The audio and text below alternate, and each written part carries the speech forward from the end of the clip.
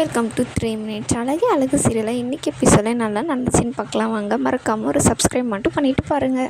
பாக்கியராஜும் மலரும் வராங்க. வந்தோடனே ரேவதின்னு கூப்பிட்டோன்னே வாங்க நீ வாங்க அண்ணா உள்ளே வாங்க அப்படின்னு சொல்லிட்டு சொல்கிறாங்க. இல்லை எப்படி இருக்குது சுரேஷ் அப்படின்னு. நீங்கள் எதுக்கு நான் இங்கே வந்தீங்க அப்படின்னா, இல்லை அப்பா தான் அமிச்சார், அந்த உங்ககிட்ட ஒரு விஷயம் பேச சொல்லி அமிச்சார் அப்படின்னு சொல்லிட்டு சொல்கிறாங்க. அவங்களும் சரி உக்காருங்க, நான் காஃபி எடுத்துகிட்டு வரேன் அப்படின்னு சொல்லிட்டு சொன்னோன்னே, இல்லை வேண்டாம் நீ என்ன இங்கே ஹோட்டலில் நடத்துகிறங்க, நாங்கள் தானே வந்திருக்கோம், மாப்பிள்ளை கூட இல்லை அதனால தான் நான் வர சொன்னேன் இவங்களை அப்படின்னு சொல்லிட்டு சொல்கிறாங்க.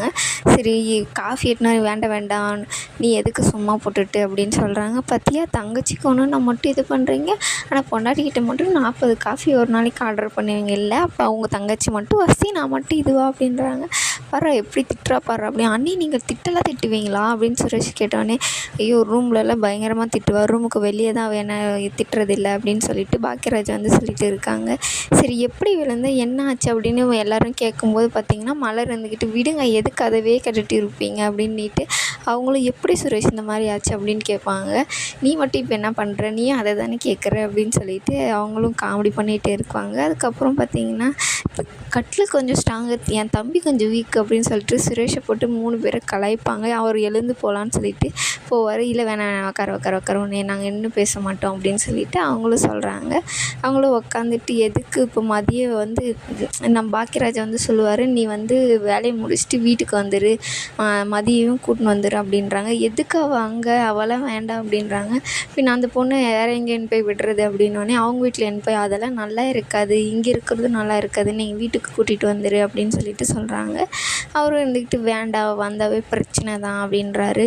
இல்லை நீ கூட்டிகிட்டு வா, நாங்கள் எல்லோரும் பார்த்துக்குறோம் அப்படின்றாங்க. நீங்கள் இப்போயும் தானே இருக்கீங்க, இப்போவே பார்த்துக்கல இனிமேல் பார்த்துக்குறோம் அப்படின்னு சொல்லிட்டு மலரும் பாக்கியராஜும் அவருக்கு சொல்கிறாரு. சரி என்னம்மா பண்ணுங்க அப்படின்னு சொல்லிட்டு சொல்லும்போது ரேவதி சொல்லுவாங்க, நீ எதுக்கு எடுத்தாலும் மாமா பேச்சை கேட்காத, நீ கேட்குறதுனால தான் உருப்பிடாமல் போகிற, நீ கல்யாணமே எப்படி ஆச்சு பார்த்தியா, ஒரு டைம் அவர் சொல்கிறத நீ கேட்காம தான், மாமா சொல்கிறது எப்படி தான் கேட்காது இருக்கிறது அப்படின்னு சொல்லிட்டு சொல்கிறாங்க. நீ கேட்காதான் இருக்கணும் சுரேஷ், நீ ஒரு டைம் எதிர்த்து பேசி தான் பாரு அப்படின்னு சொல்லிட்டு சொல்கிறாங்க. அதுக்கப்புறம் பார்த்திங்கன்னா மதியம் காமிக்கிறாங்க. மதியம் காமிக்கும் போது அவங்க ஸ்டூடெண்ட் கிட்டலாம் பேசிகிட்டு இருக்கும்போது அவங்க அம்மா வந்திருக்காங்கன்னு சொல்லிட்டு ஒருத்தர் சொல்லுவார். அவங்களும் அவங்க அம்மா எதுக்கு இங்கே வந்திருக்காங்கன்னு சொல்லிட்டு பதறி போய் பார்க்குறாங்க. நீ எதுக்குமா இங்கே வந்த, என்ன ஆச்சு ஏன் அப்படின்றாங்க. நீ உங்கள் வீட்லேயும் இல்லை, உங்கள் ரேவதி வீட்டில் இருக்கேன்னு கேள்விப்பட்டேன், அதனால தான் அங்கேயும் வர முடியாது, அவர் இருப்பார் ஏதாச்சும் பேசுவாருன்னு சொல்லிட்டு சொல்கிறாங்க.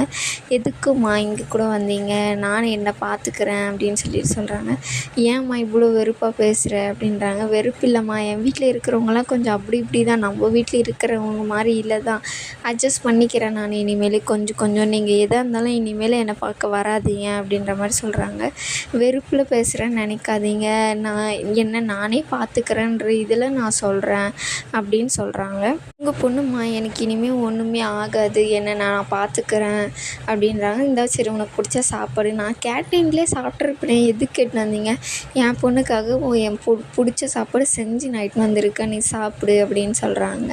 சரிம்மா இனிமேல் நீ வருத்தப்படாதீங்க, நான் பார்த்துக்கிறேன் அப்படின்னு அவங்க அம்மாவை கட்டி பிடிச்சி அவங்க ஒரு ஆறுதல் சொல்லி அனுப்புகிறாங்க. அதுக்கப்புறம் பார்த்திங்கன்னா அவங்களுக்கு ஆஃபீஸ் ரூம் போகிறாங்க. எல்லோரும் அங்கே இருக்கிற இவங்கெல்லாம் உட்காந்து பேசிகிட்டே இருக்கும்போது, உங்களுக்கு தான் இந்த டைம் பர்மனெண்ட் ஆக போகுது அப்படின்னு சொல்லிட்டு உங்களுக்கு தெரியுமா அப்படின்னு கேட்குறாங்க. எனக்கு தெரியும், ஆஃபீஸ் ரூமில் பேசிக்கிட்டாங்க அப்படின்னு சொல்லிட்டு, நான் நிறைய பண்ணுவேன், நீங்கள் நல்ல இது தானே மிஸ் தானே அப்படின்னு சொல்லிட்டு எல்லாருமே சொல்லி பேசி ஜாலியாக பேசிகிட்டே இருக்கும்போது மலரோட அம்மா ஃபோன் பண்ணுறாங்க. மலர் உட்காந்து பேசிகிட்டே இருக்கிறாங்க. என்னென்னா இந்த மாதிரி தம்பிக்கு ஒரு பொண்ணு பார்த்துருக்கோம், சித்தப்பா தான் நல்ல வரனா பார்த்து சொல்லியிருக்காரு, சித்தப்பா அந்த மாதிரி நல்ல காரியெல்லாம் பண்ண மாட்டார், என்னாச்சு அப்படின்னு சொல்லி கேட்குறாங்க. இல்லை நல்ல குடும்பம் தான், பொண்ணு டிகிரியெல்லாம் படிச்சுட்டு ஒரு வேலைக்கு போகுது அப்படின்னு சொல்லிட்டு பேசிகிட்டே இருக்காங்க. ரொம்ப சந்தோஷம், பொண்ணு பார்க்கும்போது நீ கண்டிப்பாக வரணும் மலர் அப்படின்றாங்க. கண்டிப்பாம்மா நான் வராது எப்படிம்மா அதெல்லாம் நடக்கும் அப்படின்னு சொல்லிட்டு பேசிட்டே இருக்கும்போது கரெக்டாக பின்னாடி அவங்க மாமியார் லட்சுமி நிற்கிறாங்க. இவர் என்ன இவ்வளோ சந்தோஷமாக பேசிகிட்டு இருக்கா இல்லையா, இவங்க சந்தோஷமாக இருந்தாவே அவங்களுக்கு பிடிக்காது. அதனால் பின்னாடி போய் பார்த்திங்கன்னா உடனே அவங்க மாமனார்கிட்ட வந்து சொல்லிடுறாங்க. இந்த மாதிரி மலர் வந்து அவங்க அம்மாக்கிட்ட பேசிகிட்டு இருக்கா, எந்த வேலையும் செய்யாமல் வேலைலாம் அப்படியே இருக்குது, நான் போனது கூட தெரியாது பேசிகிட்டு இருக்கா அப்படின்னு சொல்லிட்டு சொல்கிறாங்க. உடனே மலர் தண்ணி கொஞ்சம் எடுத்துன்னு வாம்மா அப்படின்னு சொல்லிட்டு சொல்கிறாங்க. அவங்களும் சரிம்மா அத்தை கூப்பிட்றாங்க, நாங்கள் நைட்டுக்கு ஃபோன் பண்ணுறேன்னு சொல்லிட்டு வச்சிடுறாங்க. வச்ச உடனே பார்த்திங்கன்னா என்ன ரொம்ப சந்தோஷமாக அவங்க அம்மாக்கிட்ட ஏதோ பேசின்னு இருந்த மாதிரி இருந்துச்சு அப்படின்றாங்க. இல்லை தம்பிக்கு பொண்ணு பார்த்துருக்காங்களாம் அப்படின்னு, அவனுக்கு ஒரு நல்ல வேலை கூட இல்லை, இப்போ என்ன அவனுக்கு கல்யாணத்துக்கு அவ்வளோ அவசரம் அப்படின்றாங்க. என்னோட வயசு ஒரு வயசு தான் சின்னவன் அப்படின்றாங்க.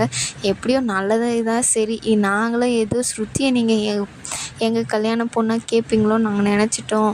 எப்படியோ எங்களை வந்து கேட்டிருந்தாலும் நாங்கள் கொடுத்துருக்க மாட்டோம். உங்களுக்கு போய் எப்படி நாங்கள் தர்றது, எப்படியோ உன்னை வந்து ஒரு நல்ல குடும்பத்தில் செட்டில் பண்ணிட்டாங்க, அவனுக்கு ஏதோ ஒன்று கிடச்சிருக்கே பரவாயில்லன்னு சொல்லிட்டு மலரை வந்து கொஞ்சம் இன்சல்ட் பண்ணுற மாதிரி தான் பேசுகிறாங்க. மலருக்கு ரொம்பவே வேதனை ஆயிரும். சரி நான் கிளம்புறேன், எனக்கு வேலை இருக்காங்க இருந்துன்னு போயிடுவாங்க. அதுக்கப்புறம் தங்கராஜ் வந்து பார்த்திங்கன்னா மதியோட காலேஜுக்கு வந்து போகிறாங்க. இந்த மாதிரி அவங்களுக்கு பர்மனெண்ட் ஆக போகுது இல்லையா, அதை பற்றி அவங்க பிரின்ஸிபால் கிட்டே பேசுகிறதுக்கு போகிறாங்க. இந்த மாதிரி அவங்களுக்கெல்லாம் கொடுக்காதீங்க, எங்கள் வீட்டில் கொஞ்சம் பிரச்சனையாக இருக்குது அப்படின்றாங்க. இல்லை டிபார்ட்மெண்ட்லலாம் அவங்களுக்கு நல்ல பேர் இருக்குது, ஸ்டூடெண்ட்கிட்டையும் நல்ல பேர் இருக்குது, அவங்கள பர்மனெண்ட்டில் ஃபஸ்ட்டு பேரே அவங்க தான் இருக்கிறாங்க அப்படின்றாங்க. பார்த்து பண்ணுங்க அப்படின்னு சொல்லிட்டு அவங்க சொல்கிறாங்க. சரிங்க சார் உங்களுக்காக பண்ணுறேன், என்னால் முடிஞ்சதை தான் பண்ண முடியும், அவங்க பேர் தான் ஃபஸ்ட்டு இருக்குது, நான் என்னால் முடிஞ்சது தான் பண்ண முடியும்னு சொல்லிவிட்டு அவங்க சொல்கிறாங்க. நீங்கள் பண்ணுவீங்க பார்த்துப்பீங்க அப்படின்னு சொல்லிட்டு தங்கராஜும் சொல்கிறாரு. இதோட இந்த எபிசோடு முடியுது. மறக்காமல் ஒரு லைக் பண்ணிடுங்க.